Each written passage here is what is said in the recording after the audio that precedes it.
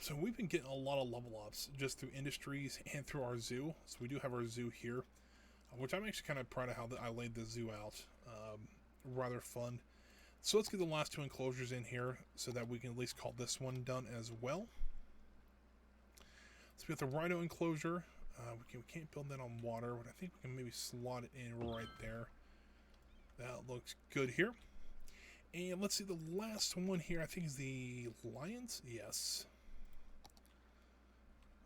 Let's put them. I know they have a really nice. Put them on top of the hill here, and then we'll make a nice path up to it. Something like this. Nope, that's not going to work. But we can do maybe something like this. Can we drag it out like that? And maybe it's not quite realistic, but I think it'll work. I am on the East Coast, U.S.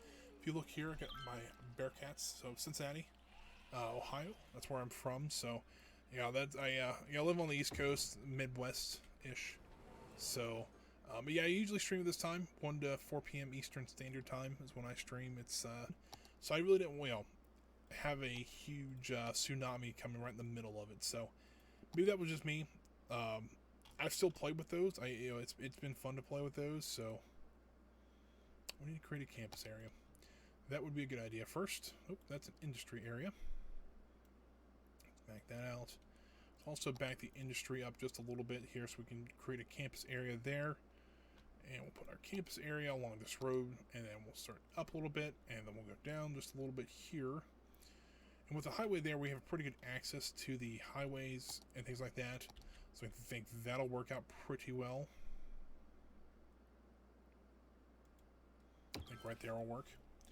So what do we got here? We got the dormitories, we have the study halls, we have the groundskeeping. That should be the drama club. So let's go ahead and we'll put the gardening there. We'll go ahead and start. We do have some pathing here, so we'll just kind of draw this back to here and across. We'll put when we get it, I'll put a nice fountain there. I think that'll work out beautifully. We'll do something like this. We'll keep it on this side of the road for now. I'll put the drama club right there next to the administration building. I'll put the dormitories. I want to put another path in here and put the dormitories on either side of here. And we'll put the study hall across the way here. Something like that. I think that'll be a nice little college to start out with. Let's get our water going in here. Something like that. And we'll need to do another line like so. House power. Alright, so we have plenty of power. Just gotta everything. When everything comes online, we'll be okay. But yeah, I like how it looks. It looks. I know it's kind of on this cliff side here. I'm not a huge fan of that. We can actually probably smooth this out just a little bit. Not quite what I wanted to do here. That's smooth. Nope, it's not. That's a little trying. So let's just smooth this. Turn up the intensity as well, so we can get a little bit smoother in here. So it costs us just a little bit of money. I don't mind spending just a little bit so that we can make it look a little bit nicer. Something like this. I know there's gonna be a plateau no matter what, which is unfortunate. But I think if we can kind of reduce the cliff side of it a little bit, we can kind of make it look a little bit nicer.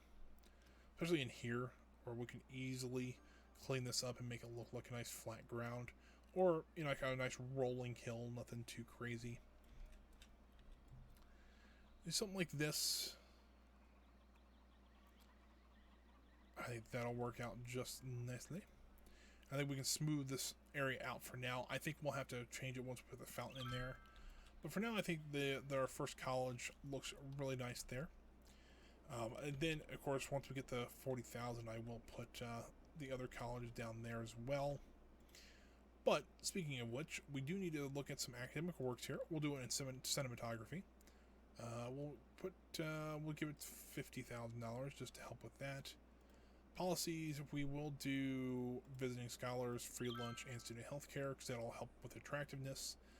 We're almost at the attractiveness we need. So if you've never actually played with universities, it's pretty simple. So you'll have to have the main administration building, and then once you do that, you can build. They'll give you 4 buildings to start out with in these roads. Now, all college buildings can be built either roadside or on these paths. So And there's some that you can only build on roads, but for the most part, you can actually build them on paths as well. So you can make a nice college area. The other thing is, though, the Lynch Institute of Social Sciences. I think I'll keep it like that. That seems pretty nice. You want? Let's actually change this up for. Let's do liberal arts. There we go. And so, pretty simple there. And what you have to do to upgrade your university is you need 3 things. So if you click on your academic building, you can actually see what they are. You need 2 academic works, which I'll explain here in a second. You'll need enough students, which you need 500 for the first rank, and then you need campus attractiveness. Campus attractiveness can be increased by a couple different ways. If you put all your buildings in, usually that'll be a pretty well thing. You know, you're pretty well off. Some of these do increase the attractiveness as well. Free lunches, I know, helps. It gets their happiness up. But they also, you know, these things like, you know, increases faculty bonuses, which is how, you know, things like that. And also you can put varsity sports in here, which is pretty nice. So the varsity sports, you actually can click here. I don't know if I'll put any in this one. I might do something like aquatic center or something like that. But you know, to me, a liberal arts college really doesn't do much in the way of sports. Maybe that's just me. I've never actually been to one, of course. I've been to 2 colleges. Both were, one was a community college, but they still had a couple of sports teams. Then I went to the University of Cincinnati as well, which, you know, that's a Division I college, university actually. So I've been to kind of both, and I've never seen a liberal arts college do much in the way of sports. But you think about it, you have, you know, the trade schools, which kind of the tech schools. You have things like Georgia Tech, Virginia Tech, things like that, and then universities. You know, pretty much any major college sports team is the university of something. Cincinnati, Ohio State University, Alabama University, Duke University, things like that. So the other 2 schools I'm more associated with sports than. And maybe that's just my thinking, but who knows? Just because I do want to have some for when we get our new city or our new suburb built. We do want to have some demand for that, so that, you know, it's just not a bare city out there. But what we can do is actually start kind of, you know, because we're going to get this 40,000 here shortly. I do want to start planning on what I want to do with it, because essentially what it is it's going to be a circle. At the center of that circle is going to be my transit hub. So it's just going to be a circle. So inside that first circle is going to be a monorail station and tram stations. If you look at the original plans for EPCOT, it was going to be monorail stations to go long distances, kind of like a high-speed train. And the shorter distance, you were actually going to be used by people movers. If you don't know what a people mover is, look it up. Essentially, it's like a non-motorized form of travel. They use magnets to travel on tracks. Disneyland used to have one. They don't have one anymore, but a lot of people have been wanting one. But the Magic Kingdom still has a people mover. They're pretty neat. I've rode it many times.